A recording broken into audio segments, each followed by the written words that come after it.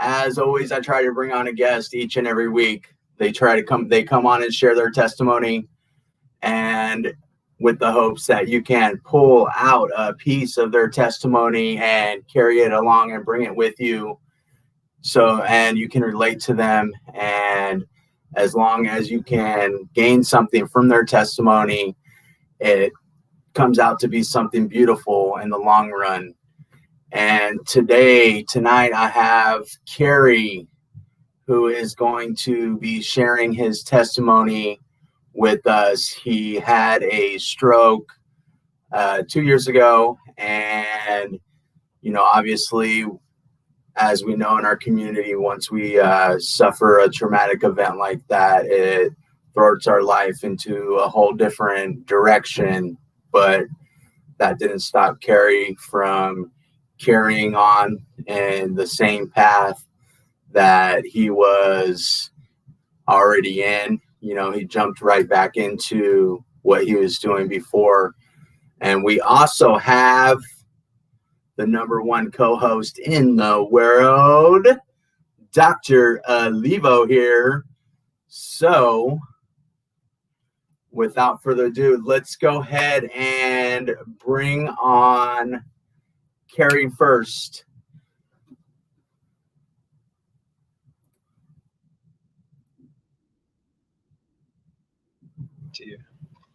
Hey, Cary. There we go. Before you jump in and start explaining who you are, why don't you explain who that beautiful woman is next to you? Push the computer back a little bit so we can see both of you guys.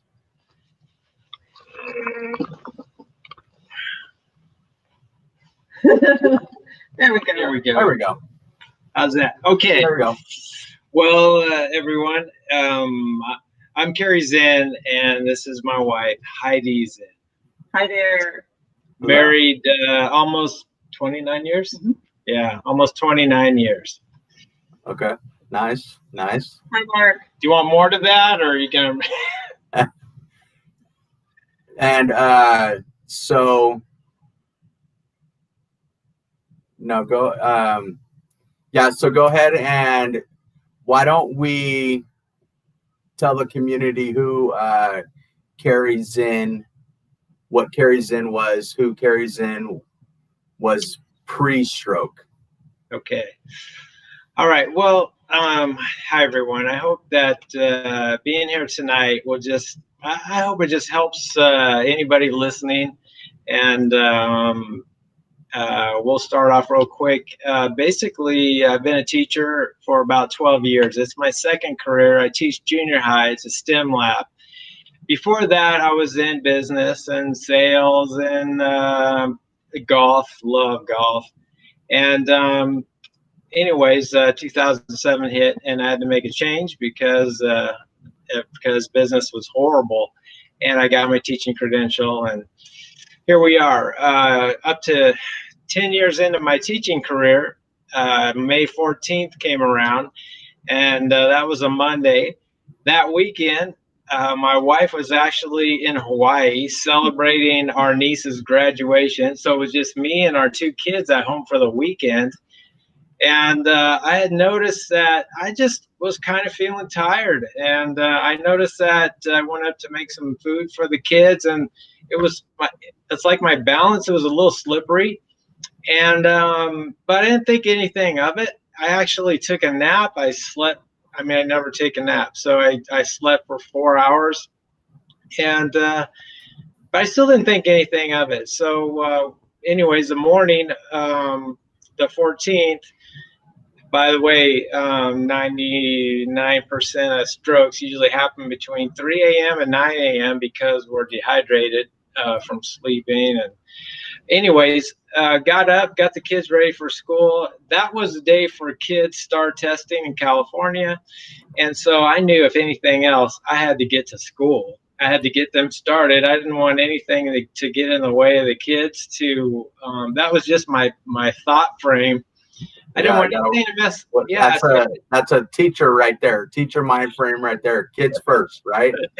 Kids first. And I dropped my kids off, and the closer I got to work, I started I noticed my right side started losing just strength and started feeling weak. It didn't want to hold on to the steering wheel anymore.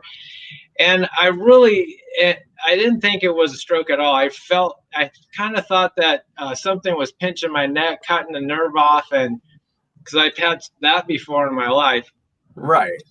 And so I mean, a stroke was really far away from what I thought the problem was until I got about 5. So were you just like trying to maybe stretch it out or something, or?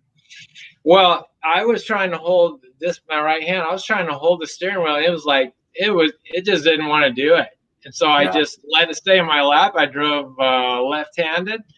And when I knew it was a stroke is about 5 minutes before, and my right side started getting numb. And I remember looking in the rearview mirror, I'm like, okay, hold on a second. First aid says right side, one of your sides is starting to go down, numbness in your face or other areas, drooping in your face. I look in the rearview mirror, and this lip is just kind of hanging a little bit, but I was like, it's probably just me.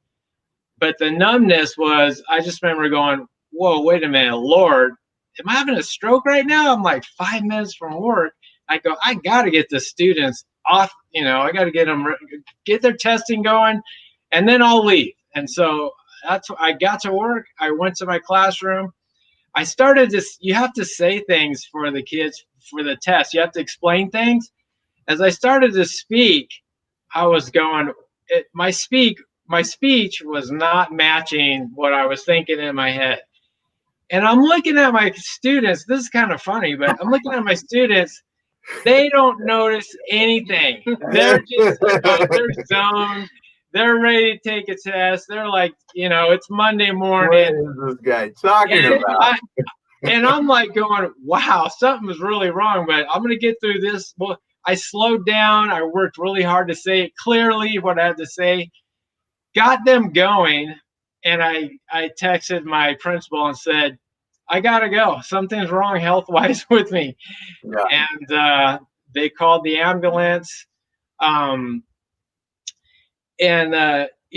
there, it just started to turn into a huge God story where one of the coolest things was our children attend Kristen and Cary Marietta. We know the principal really well. Well, the EMT who puts me in the ambulance, he starts telling me, he goes, hey, Cary, just want you to know your kids are just fine. The McCall, it has them. McCall's the principal. And I'm just thinking, who are you? I'm like, and how do you know about my kids? And so and then he said, he goes, oh, I'm actually McCall's husband. And both of them go to the same church. I knew of a Tyler, but I hadn't met him yet. Well, Tyler was my first angel, basically in the ambulance ride. And from that point on, soon as he said who he was, I just had this peace that, the Lord will give you the peace that passes all understanding. And I was like, wow, okay, hold on. I have a stroke. That's true. I'm still kind of moving. I'm still kind of thinking. I'm definitely not sharp, but I'm laying there and this guy told me everything's okay. And so from that point on, I realized, okay, God knew I was going to have a stroke that morning. He started, he already had everything planned out. Yeah. My wife is in Hawaii. She doesn't even know yet. Oh, wow. I mean, yeah. And so, yeah, it was one of those, like I got to the hospital and I could kind of walk a little bit. And basically, they did the MRI and the CT, and they're like, oh, yeah, definitely left parietal region. I think it was a 6 millimeter schema. And that's it right over your, it happened right over your internal capsule. Okay. Let's not jump into that quite yet real quick. All right. All right. Take a breath. Because we're going to bring in Dr. Okay, so we're actually gonna tag team this. So Cary, explain what Heidi does, what Heidi is. Okay, so probably one of the best parts of my whole medical team, besides Dr. Olivo, Dr. Olivo is my wife. She is SLP, and when I was released from acute care, we definitely agreed to put her on my medical team, and it was just priceless because I had someone at home who, I mean, wow, I'm talking as good as I am right now because of her, no doubt So about it. explain what an SOP is for those that don't know. Okay, do you want to go? No, you go. That is a speech language pathologist. Okay. And, most people think, oh, they're just in the schools and they, tell people with their R's and S's. It's a lot more than that. That you would not, unless you went. I mean, I feel like I've been through her schooling with her. I mean, you have to have a master's. It's a high medical thought. Actually, you probably would be better at this part. Okay. Anyways, it takes a lot of school. No, Heidi, you didn't just come on this show just to sit there. So I want Dr. Olivo and Heidi to tag team this. So Cary, you said that your stroke was right. It was 6 millimeters, and it was, where was it located again? It was in the left parietal region the layman's term, I believe, is your internal capsule. Okay. That's both layman and medical. So Medical. And, as far as I know, your internal capsule is where, let me get my hands in here, is where your small blood vessels where your large blood vessels transfer to your small blood vessels. And this capsule is in control of the connections from your brain to your body. And so my stroke, it clogged the small artery there, small blood vessel, and it started to kill the connections. It's like pouring water on an electrical, like if you had a fuse box with zillion wires to it, and you pour water on it, and you just would fry this whole thing. And so now there's this separation in there where my brain is still intact. I can hear everybody, I can think, I can do everything. But when I wanted to talk or I wanted to move a finger right here, the signal wasn't getting to it. And so one of the interesting things, actually a little therapy, she told me when I was in acute therapy, I think her name was Janelle, her first question was, so you understand that there's nothing wrong with your leg, right? Because I was having a hard time walking. And I said, well, it's not working. She goes, yeah, but physically, there's nothing wrong with it. And I had to let that sink in and realize that, oh yeah, it's this connection. I'm chill. It's this connection that came apart. It's like, yeah, my leg could move. There's nothing wrong. It's not broken or anything else. And so that was one of the first mental things I started to try to let it sink in, understand, and apply it to fingers and everything on my right side. So what she said there was just really, really thought-provoking. So people out there, if you've had this stroke, if you're having a hard time seeing, smelling, touch, anything, understand that there's nothing wrong with the physical part of you. It's just there's a connection there that has to get back, and that's where Dr. Olivo comes in, and your therapist and all these people that help you start trying to help that regrow those connections. Mm-hmm. Yeah, I think that's a really great analogy. I think what's remarkable that this is 6 millimeters and someone had complete weakness that they couldn't lift up their arm. And so that's how the connectivities on one hemisphere, they go into some small networks to relay through the brainstem to the body part. And so when you have a stroke in vital areas, like some areas into the internal capsule, and when it affects motor or sensory, it could be very devastating. So I always say strokes could be a game of real estate too. All it takes is a little small piece of real estate and you lose it. It could hurt someone's pocketbook. Well, it could hurt someone's life when it comes to stroke, or have a very challenging recovery. And at first, it's very shocking for someone to go through experience like that. Right. And his language he was severely slurred, and having, a wife that's an expert, it's just phenomenal. So I already knew that he was going to have the person that was going to push him, not just during a hospital stay or rehabilitation or through therapy, but every single day for the rest of his life. Yeah, I feel a little sorry for him about that, but we're a really good team, and he's a very good patient, so it's worked out really well. So the going back to the connection aspect now, how do you guys work together, like in tandem, as far as Dr. Olivo and Heidi, as far as the connection aspect and the speech aspect?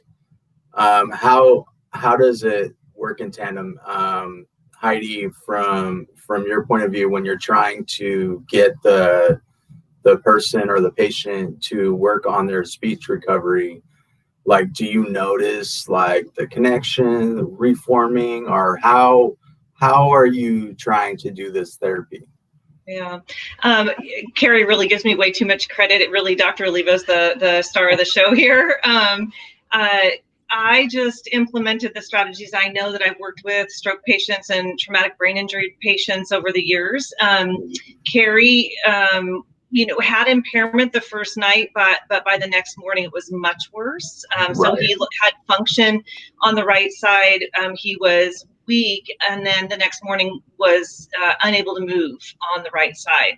And so his speech went along with that, fine motor being impacted significantly with the stroke. So what we know in speech therapy is, in the old days, we used to give people isolated movements to do, like isometric movements for muscles. And what we've really found is that's not very functional, and people don't really recover speech function from individual. I don't know what that is. So can you explain what that is? Isometric. Isometric means isolating a muscle group and just working on that muscle group outside of something that is not functional. So for instance, if I told you, put your tongue up behind your teeth, and I want you to repeat that movement 10 times, that's like an isolated movement. Whereas a more functional movement would have you move your tongue in the same motion, but to produce a sound or a word. Does that make sense? Yes. Okay. So for Cary, originally he was very slurred, and so we implemented some strategies to get him to overproduce the sounds or over-articulate the sounds. So opening his mouth very wide, really being intentional about the way he moved his tongue, really focusing on trying to move the weak side of his lips up and out of the way as much as he could. Initially, there wasn't much movement there, but that improved as his awareness and his functionality returned. So it starts there. And then we moved towards sounds and words that were more difficult. So multisyllabic words, or words that have, different parts. So the word motorcycle or popsicle is much harder to say than the word is or the or and. Supercalifragilisticexpialidocious. Right, exactly. Oh boy, we actually used that one. That's very good. Yeah, see, you're a speech therapist. Show off. So we just moved from the strategies for clear speech into real functional speech for him. And then as that progressed, we just moved the target further and further until his speech is much more functional now. I don't know if you pick it up right now, but he has weakness still in the right cheek. And by the end of the evening, his P's, the puffing of his P's will end up in his cheek. So there's still some residual weakness there.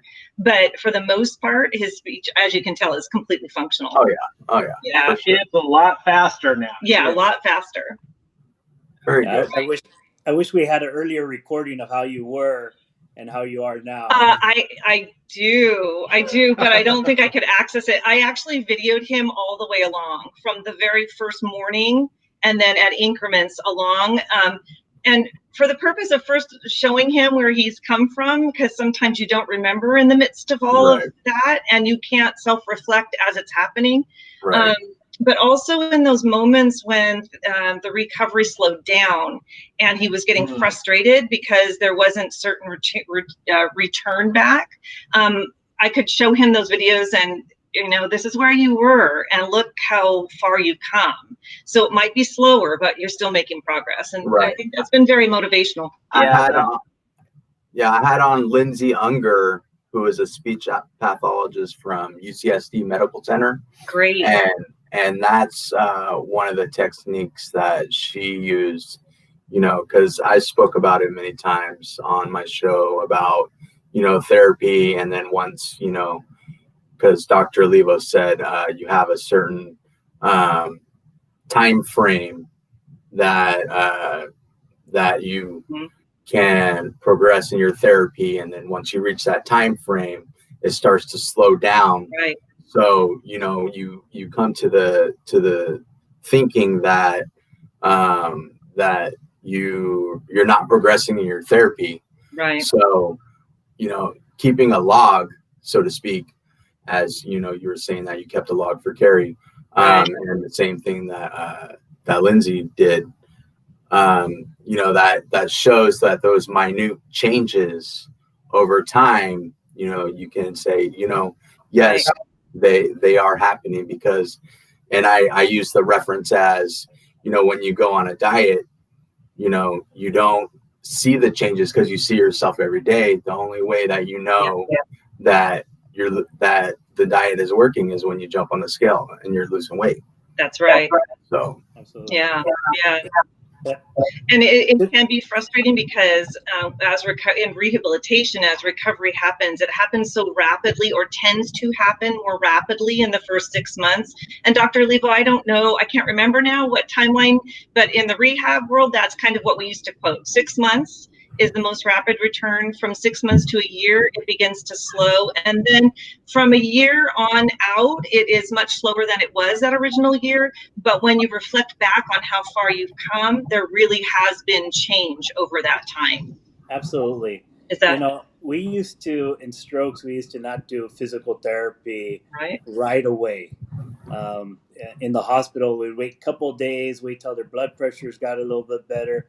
And now we're initiating it from very day one to get the evaluation. So we really want to optimize the situation from day one to get those networks functioning, even if a person feels like they're not moving the arm. And I think that's the biggest frustration sometimes is when you don't see anything moving and you're like, oh my God, am I going to be like this? Right. If you're not speaking correctly and you're drooling on one side and you're having to have a modified diet or you can't swallow, and so a lot of patients, as you know, they end up getting a PEG tube in the very beginning. And so it is very frustrating sometimes for a lot of stroke patients because of the deficits are so severe. But when they have that mental mindset that they want to overcome and continue on, it is just phenomenal, the recovery that happens. And so I think that's a very important marker, is when you see that person continuing to try, they have a great support system around them. And it's just phenomenal. Speech therapy, I just want to say, is like a cornerstone in neurology. We don't just use them for stroke. We use them for, and it's not we actually are a team. Speak in this fashion. And when it comes to Parkinson's, voice therapy, all these different diseases that we treat, we really utilize speech therapy to its capacity. It's very vital. It's just as vital as any other. Actually, it's probably just as vital or more vital than any other functionality that we have in our body. And you imagine, not being able to speak, not being able to swallow, not being able to voice an opinion. It's one of the most frustrating things that someone that's recovering from aphasia, that are getting different words coming out of their mouth. incorrectly. So it is a cornerstone of stroke recovery. Yep. And getting evaluated from the very beginning. The importance of getting evaluated in the very beginning for stroke could be from someone aspirating. Yep.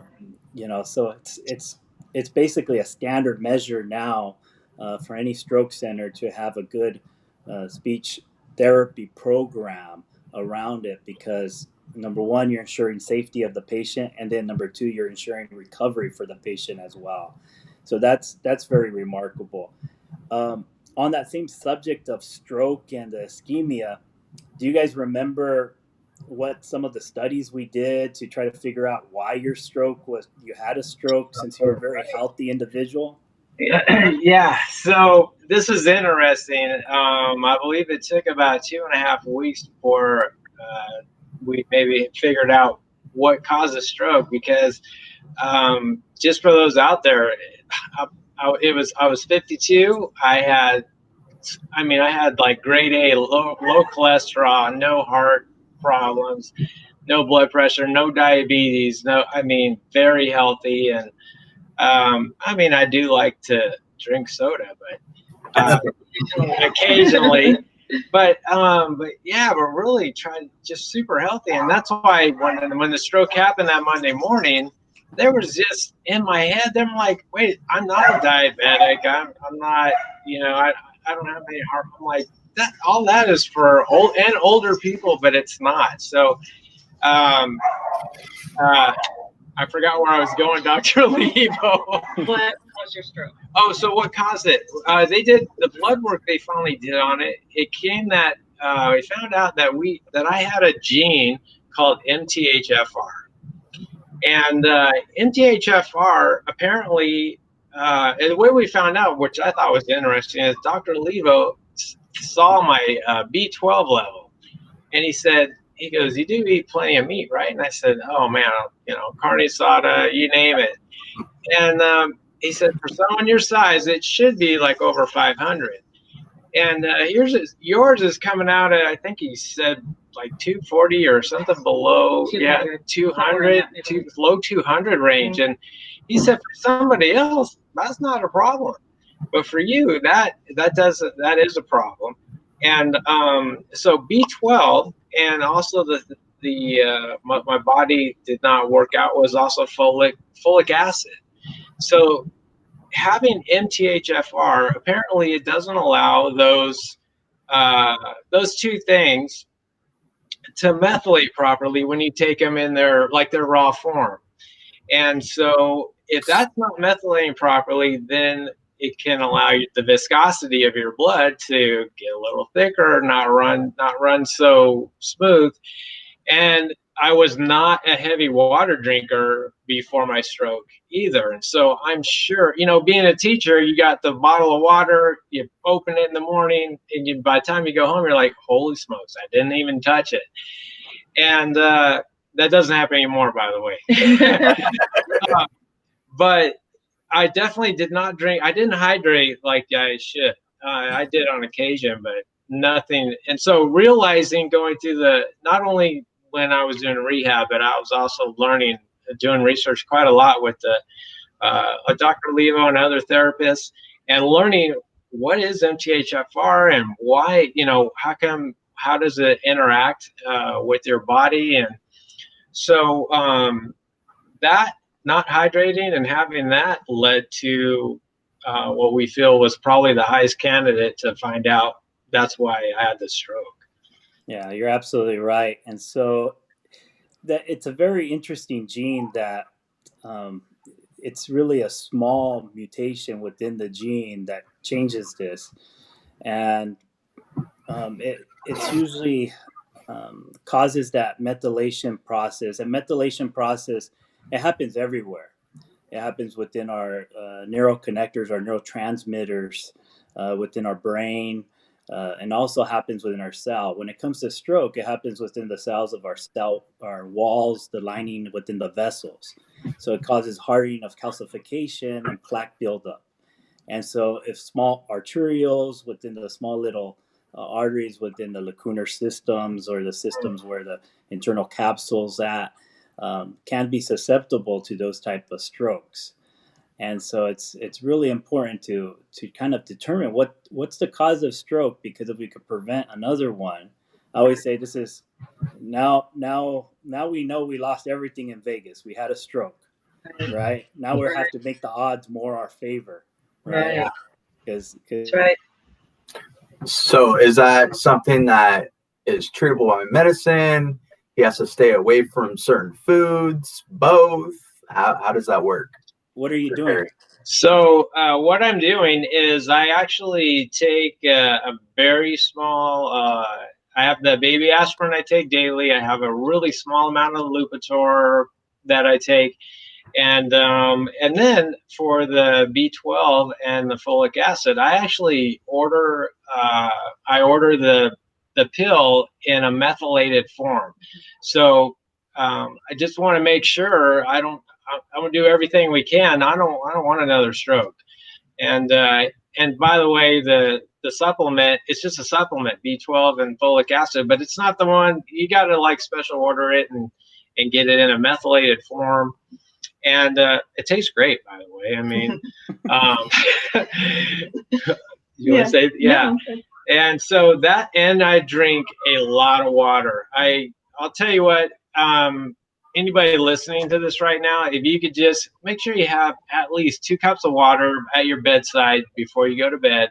And when you wake up in the morning or even throughout the night, just sip it, just drink it. And make sure before you leave your bed in the morning, your 2 cups are gone.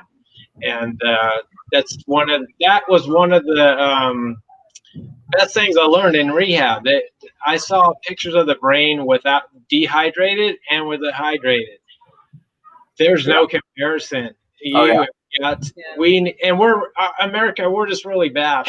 We're really bad at hydrating, and we need to hydrate. Everybody does. So he also he's always been very good about his diet, but we've absolutely increased a lot of lettuce and vegetables, and just making sure that he's as healthy as he can be. And then he takes folinic acid because that's a methylated form, and I just did some research and felt like that was the best way to go for him with the MTHFR. But that's just personal bias. Hey, sometimes that's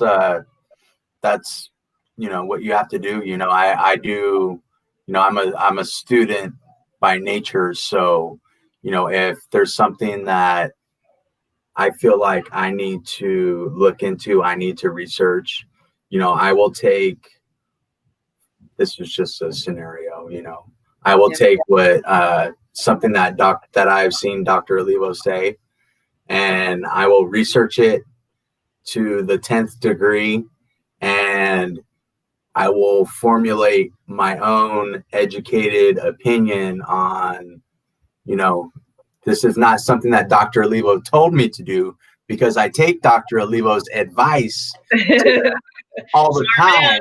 Smart man.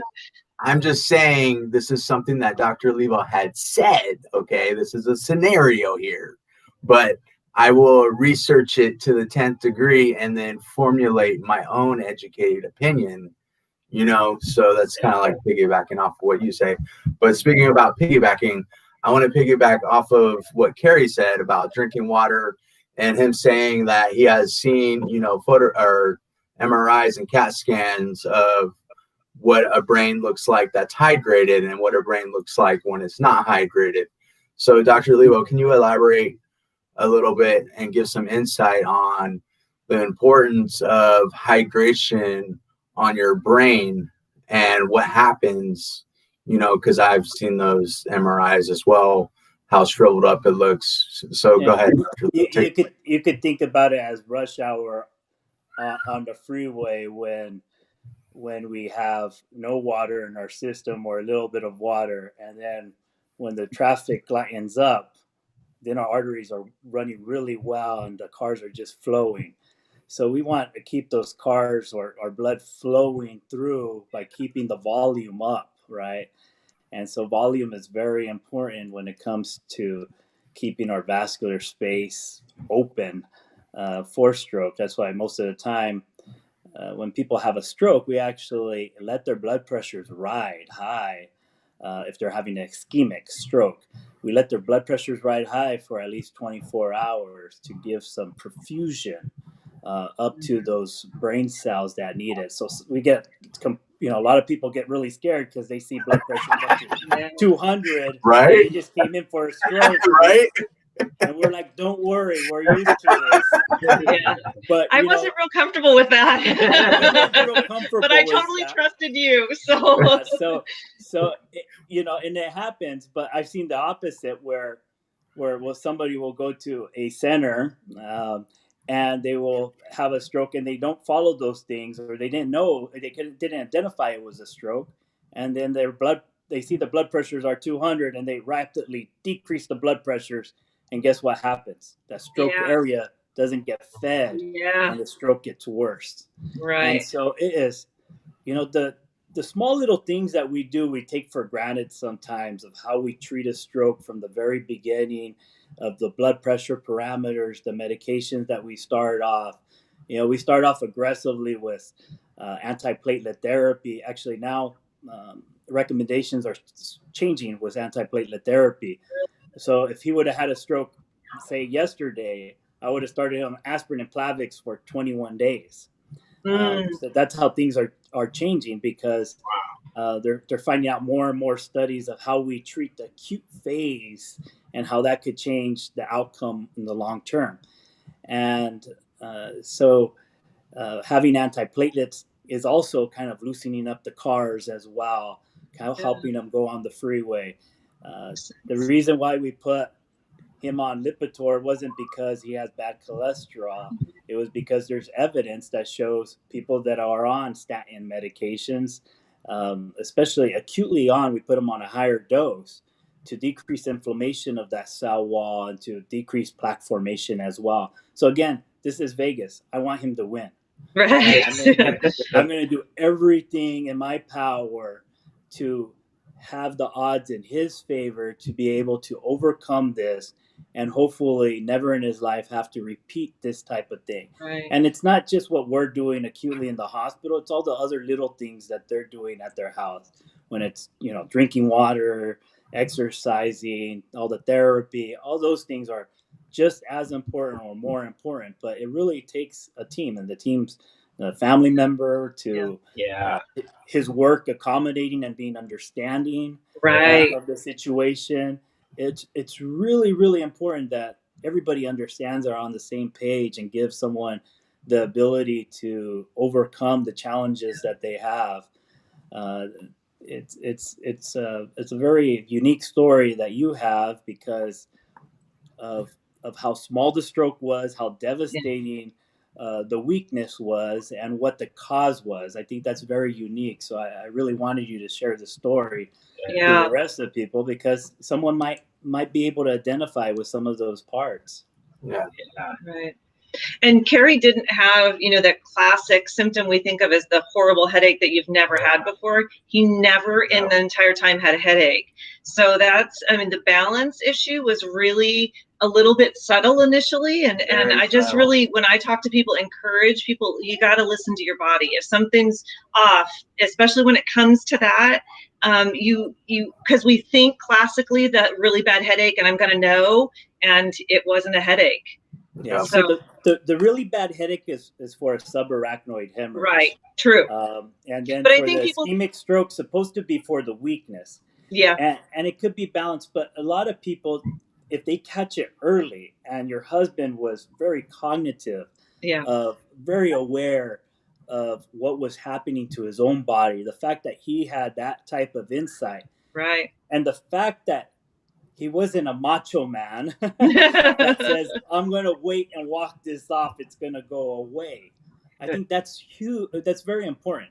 Yeah. It's very important not only to pay attention to our bodies, but if you're feeling something odd, don't be afraid to say something. A lot of times people want to just hold it in and not say something because, again, they're going to, I have patients all the time that tell me, if I feel a certain way, what do I do? I said, what do you think you should do? You should go get medical attention. Absolutely. But a lot of times people are afraid because they feel like if they don't have a stroke or if they didn't have a TIA, they feel less, or it wasn't a big concern. Like they're But over we should, dramatic or something, right? they're being over dramatic. Right. But Right. that's not the case. That's the Right. case is most of the time we get strokes outside that window a lot of times that we could actually give TPA Right. or give a clot retrieval device to bring it out for a large vessel occlusion. So the fact that time is brain, the faster we're able to deal with it, treat it, evaluate it, and the size of the deficit. Sometimes someone could come in with a stroke and they're early enough that they're barely having some weakness in their hands. And the next day at the hospital, they're completely flaccid. Yeah. And so it makes it hard for neurologists like myself and those evaluating a person coming in the door, whether to take the risk and give them a clot busting agent to try to break up that clot, given that he has minimal hand weakness at that time, because who knows, he might have complete hand weakness the next day. Right. And so those type of decisions and the decisions of going over the risk of giving some type of a blood clot busting agent like that goes with the family, because there's a hemorrhagic risk. There's a risk of bleeding in the brain of that. And not all the cases go perfect. I wish it was. I wish things were perfect science. I wish all my patients had a remarkable recovery like both of you guys have. Yeah. And so me too. Now, I could that comment right there. If I could just add, I really do wish people had the same recovery like Mark and I have had. I will say about 2 months after my stroke, we talked for, when you have a stroke, emotionally, your mind is, you cry and you laugh at the same time. Weird thing, it's uncontrollable. And I went to a support meeting that had other stroke victims there, just to be there and meet others and try to. I mostly went. I wanted to see if I could just be a help, because I knew, like, in the 2 months afterwards, I just had some miraculous function come back, and compared to where I was the next day. But I will say everybody's stroke is so different, and that evening it broke my heart, really. I was shocked to see people who had been there for 4 or 5 years still really rough, trying to speak, walk, lots of flaccid arms, and it was really hard for me. I didn't emotionally, I was not prepared for it, and but I just want to give people encouragement to stick with that. yeah.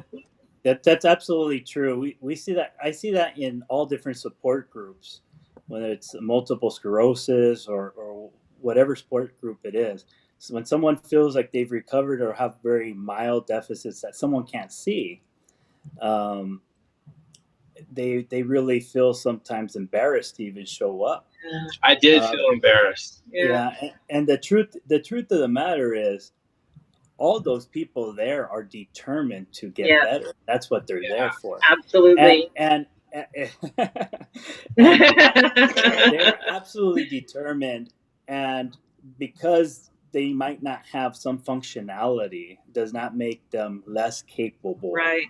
And so I always phrase that sometimes I wish people to have a full recovery, to be as close as back as where they were baseline. But the reality is, and I always say this to people, everybody in this world is not the same person they're going to be in 10 years from now. That's right. Yeah. And so every day we have to push ourselves to strive to be better. And there was one young lady that played soccer that really put it out there, and she's a phenomenal soccer player, and she is continuing to push her body to the limits. And she had, a devastating stroke.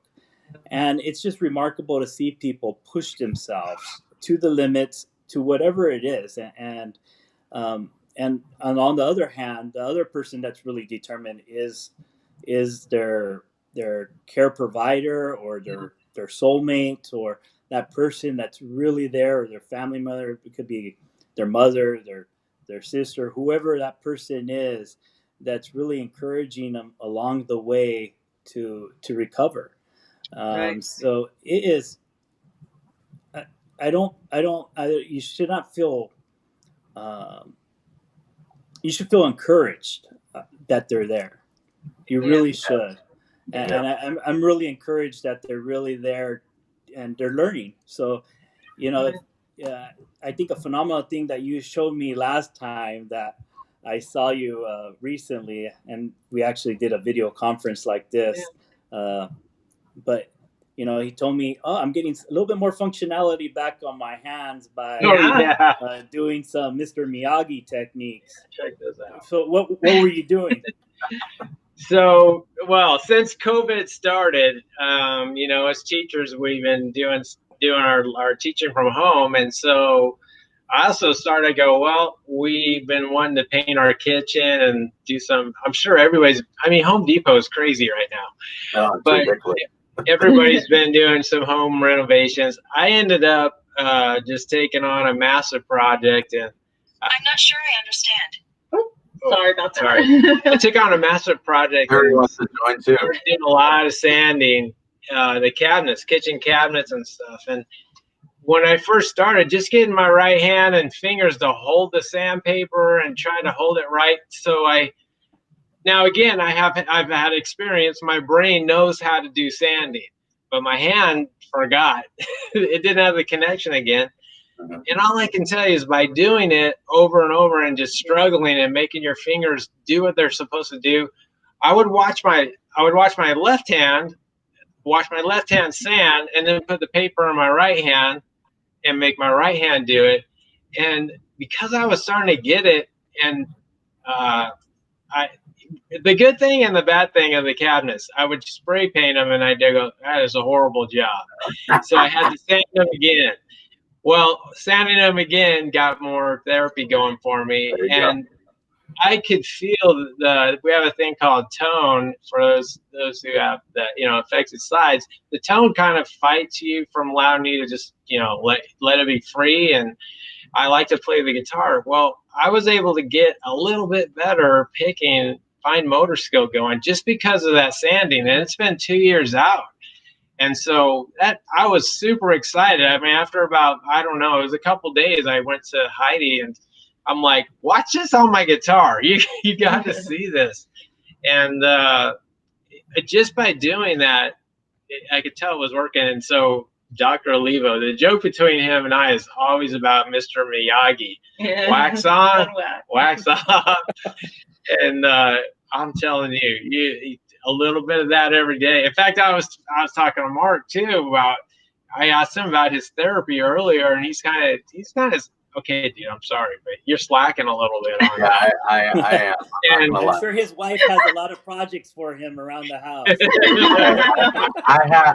I have been doing a lot around the house, just so you know. That's true. I do procrastinate a lot as well. So something that should take me half a day might take me a day and a half. So yeah, that is true. I mean, the time frame, you have to realize you have to give yourself five times extra time. right. Time, but oh my goodness, you stick with it. It helps you be determined, and it helps pay off. Yeah. It just you don't know how long something's going to take for it to come back, but just remember, keep working. Yeah. Remember that your brain still knows how to do it. It's just your body has to relearn it and get that connection. It's almost like it just needs a connection. It doesn't even really need to relearn. You're just trying to get the connection back. And that I've had definitely some great therapists. You know what? Can I share like 3 titles of books that have for motivation to help you be determined? Yeah. This one right here. This is This is called Outliers. This book, one of the director acute therapy guys told me about this one. So I started reading this. This is absolutely huge to help motivate you on stick with it, grit, keep the grit, stay determined. Because it talks about hours of the thing that you're doing, how you become great at it. It talks about professional musicians, hockey players. It doesn't. What I love about it most is I kind of give it away, but they talk about the actual time involved, like hockey players when they're young, because of their birthday. If their birthday falls on a certain month, they actually get more time in a league. And so when they're like 13, 14, these 13 and 14-year-olds are so much better than the other ones who started like on their birthday, like it would be like a half a season later. It was interesting. So it told me that, again, practice, repetition will help you get there. And it's just like learning to play an instrument or anything like that. So it was cool to see that, because I'm sure some people have instant talent, but it was nice to see that you putting your determination into it and sticking with it, you're going to get some proficiency. No doubt about it. So that's one book. I think it's great.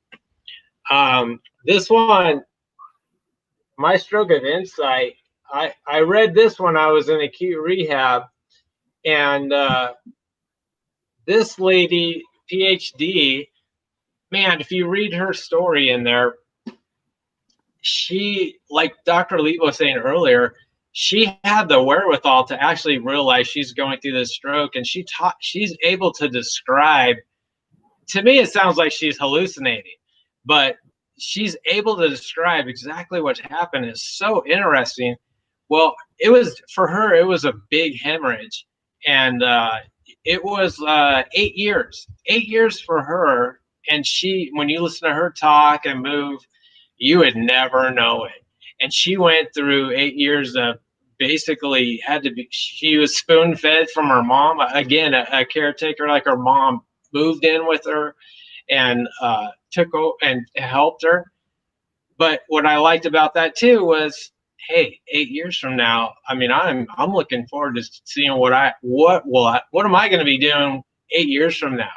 2 years has been phenomenal for me, but 8 years is, I mean, yeah. So I'm excited about that, and to see how never give up. And then one more book. Go ahead. This is where I learned more about MTHFR and other. And have you ever seen this, Dr. Olivo? No, but with MTHFR,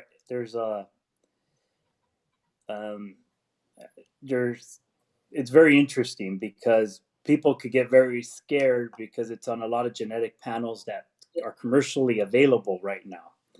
And so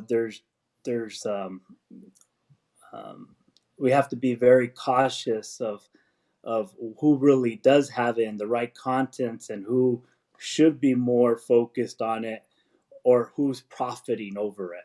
Right. So that's something that we have to be very cautious about when it comes to. And I'm a very I always tell people, well, if it's not going to break you and it's not harmful for you, I'm not one to tell you don't do it. But on the other hand, if someone's taking advantage of people in a population, we got to be very careful. I think that book, I have not read that book, but it probably illustrates all the different ways methylation actually processes within our body, and what you should do to take care of yourself. Can you give a little synopsis for us? Yeah, can you help me with that? You're absolutely right, and you do have to be so careful because it's somewhat commonplace. Like we know with Cary, he just happens to be the 1% that it really significantly impacted. So really for us, the MTHFR book came recommended from one of his therapists at his acute rehab. And it just explained it to us. We could read through it, and we could read it at our own pace to understand. But if you're not careful when you read through it, you think, oh my gosh, I'm going to die from everything, because many MTHFR authors want to relate everything to MTHFR. So you really do have to be careful and wise about how you're interpreting the data. But it really was just explaining the methylation cycle and how they feel MTHFR relates to a variety of diseases, or some underpinning to a variety of diseases, and the ways in which they recommend you go about combating that. So it was a good knowledge base for us, but to be honest, I didn't read it all the way through. You realize that I didn't either. Yeah, it was but it was good information for us at the time as we were trying to understand MTHFR. Yeah, understanding the methylation cycle within our body, that's biochemistry at its finest. Right. Where you're really looking at all the different type of cycles, the Krebs cycle, all the Yep. way we process vitamin B12, how B12 is a cofactor to many pathways, how folate is as well. And we realize how complex. People don't realize someone that can have vitamin B12 deficiency for a significant period of time, and they could become paralyzed. Mm-hmm. And so a small little process like that, I shouldn't say paralyzed. They could be significantly impaired where their walking ability is completely affected, or their cognition. So for B12, we check for memory loss. Yeah, I was going to say, it's a mimic for cognitive Alzheimer's. impairment. Yeah. So they have a lot of different roles and pathways within our system, and it's quite complex. And there's probably series of books on how these factors are. And till this day, I don't understand. I'll be honest, I don't understand the insides and outs. But when you do have something, and you had a stroke, and we have something to say, okay, this is not normal. This is a little abnormal, and you have something like B12 in addition to it that's lower, and those are in the ranges between 20 or 200 and 400. 20% of those patients can be actually B12 deficient. And so even when someone's older and I have someone in that age group, I recommend B12 supplementation. B12 supplementation could be tricky because if it's not absorbed through the GI tract, they might have to get things injected as well. So it's really important to realize how complex it is. And how we're not going to understand every single way and mechanism, but not be afraid too that, oh my gosh, this is the end all, because I have this change in my genetic code slightly, that I'm going to end up with all these processes that are going to be affected in the near future. Right. So I think it's really important to understand what you have, why you have it, what you need to do to help prevent it.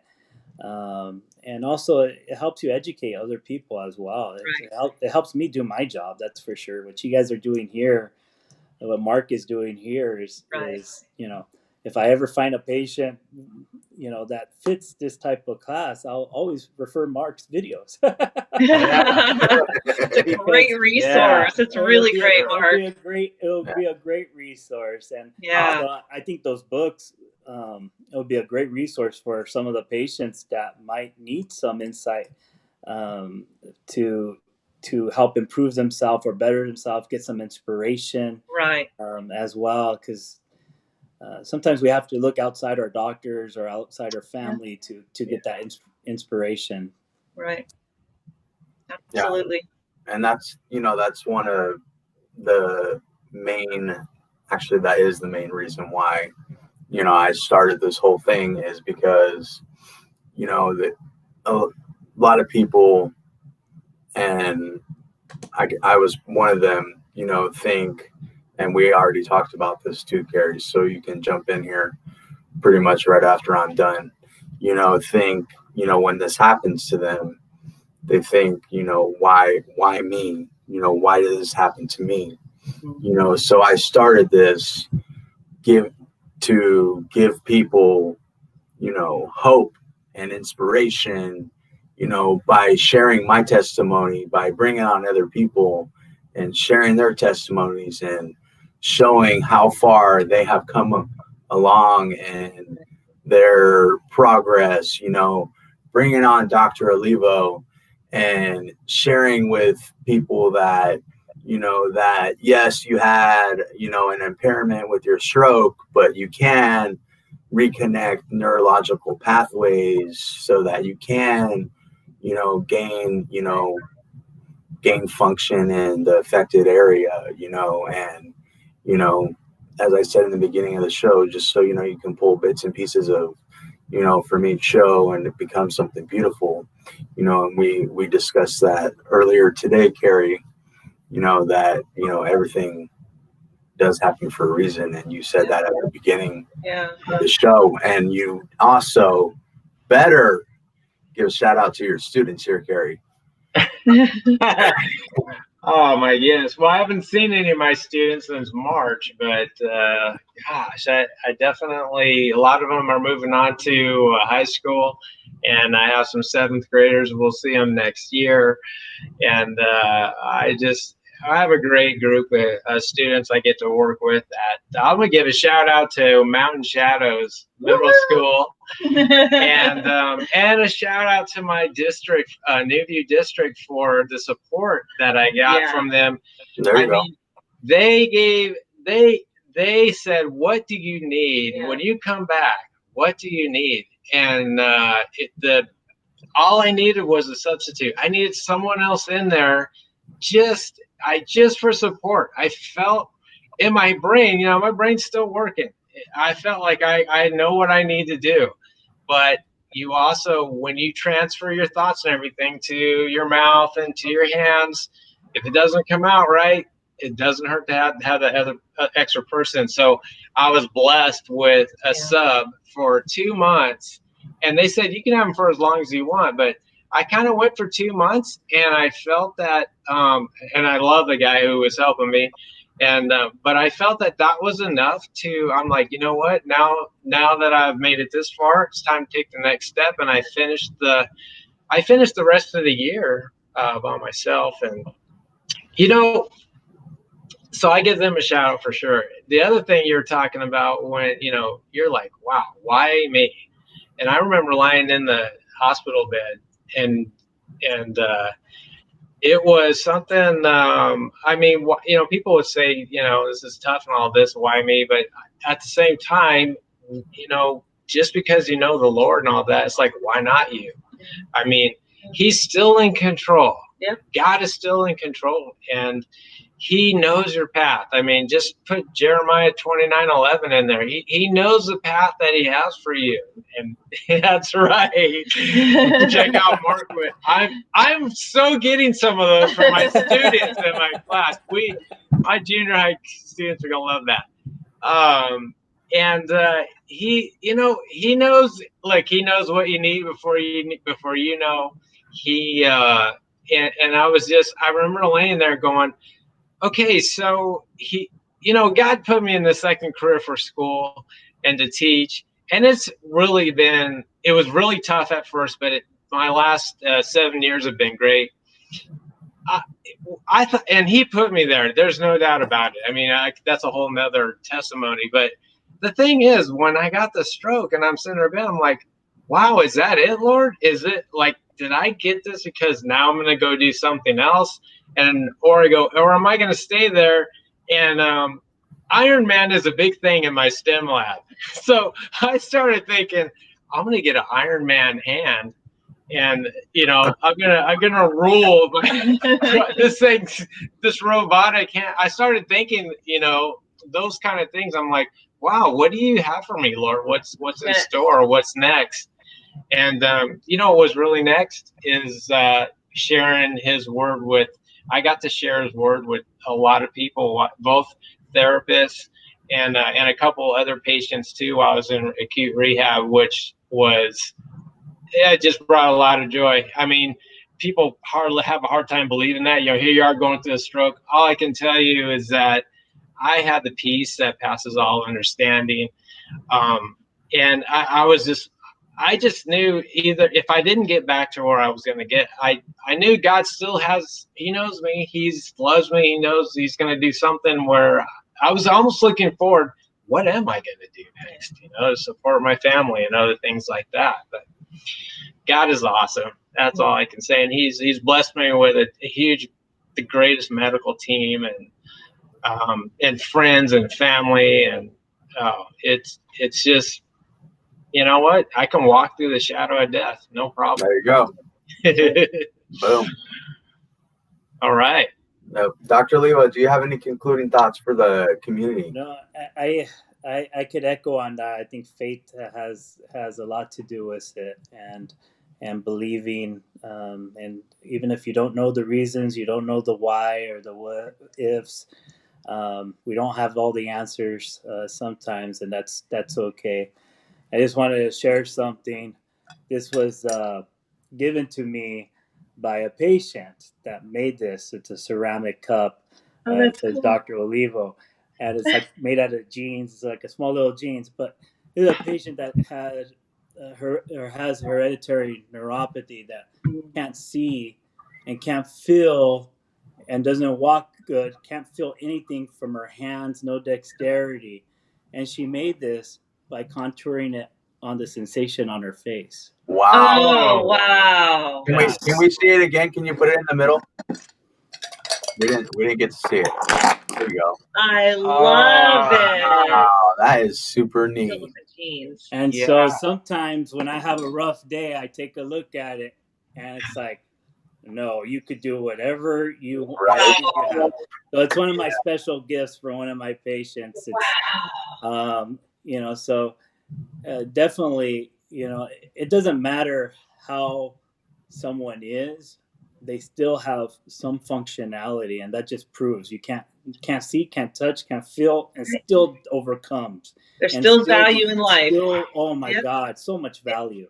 Right. Yeah. So it's remarkable, and to have that faith and to have that blind love, it's really, really important. And so hopefully everybody has their support system to be able to have someone along the way, and that's why support groups are really good, because you'd be surprised some people don't.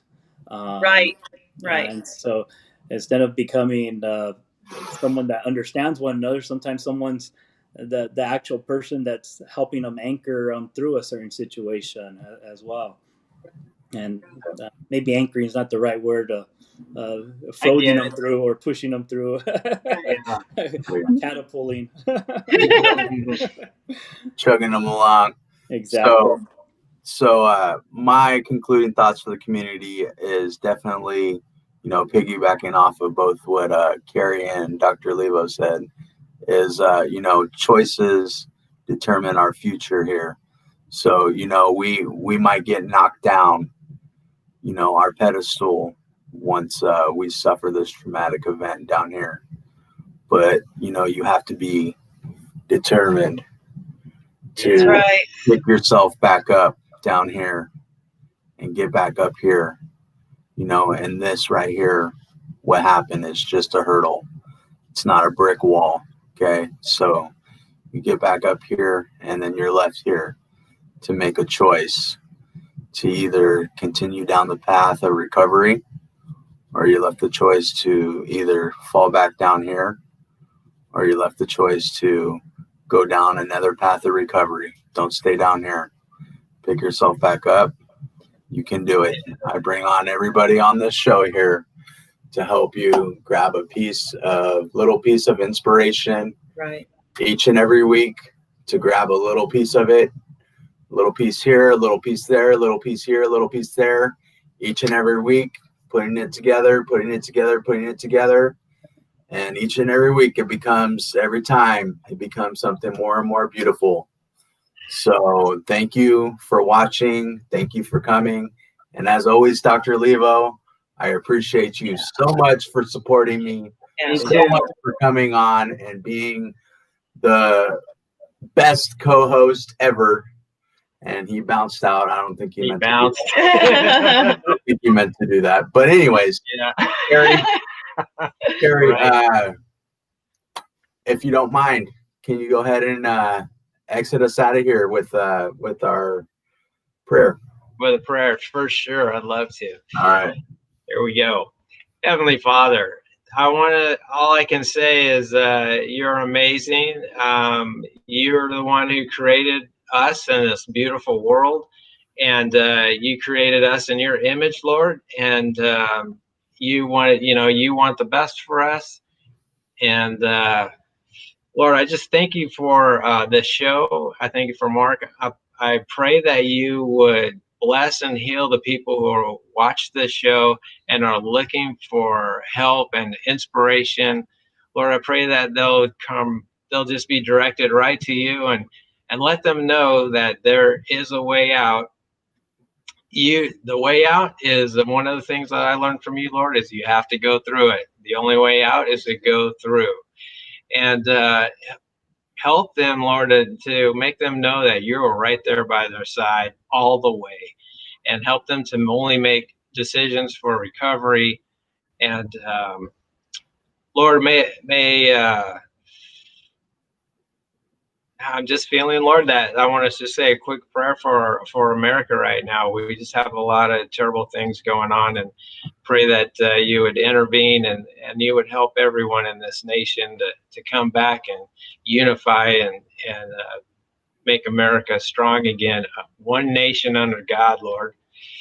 But getting back to Mark, and I just pray that this is a successful. I pray that it will go out to the people in need, and that they'll look to you, Lord.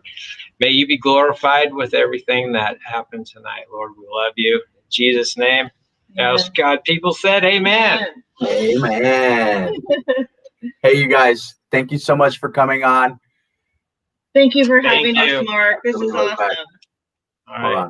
Hold on. Let Dr. Olivo say bye. What happened, Dr. Olivo?